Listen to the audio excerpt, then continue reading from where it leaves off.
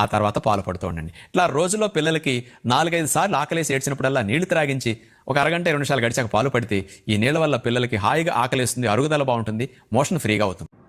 First of all తల్లిపాలలో already 70% దాకా water ఉంటాయి. అవి బేబీస్కి 6 నెలల దాకా సరిపోతాయి అన్నట్టు. ఈవెన్ ఎండాకాలంలో ఘోరంగా ఎండలు కొడుతున్న టైంలో కూడా ఒక్క చుక్క వాటర్ కూడా తాగేది.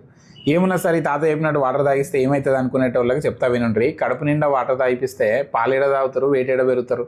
అండ్ వీళ్ళ కిడ్నీస్ ఇంకా 1 year వరకు సరిగా పనిచేయవన్నట్టు. ఈ టైంలో వాటర్ తాగిస్తే ఆ కిడ్నీస్ ఆ వాటర్ని బయటికి పంపవు, సో బాడీలోనే ఉంటాయి. అప్పుడు మెల్లగా సోడియం డైల్యూట్ అవుతుంది. ఆ కండిషన్ని హైపోనాట్రిమియా అంటారు.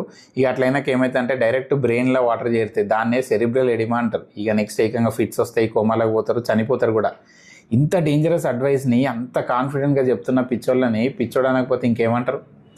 అండ్ ఈ తాత నిజంగా డాక్టర్ అనుకునే వాళ్ళందరికీ ఒక నమస్కారము. పేరు ముందర డాక్టర్ అని పెట్టుకున్న వాళ్ళంతా డాక్టర్లు కాదండి. జర ప్లీజ్ బుర్ర వాడండి.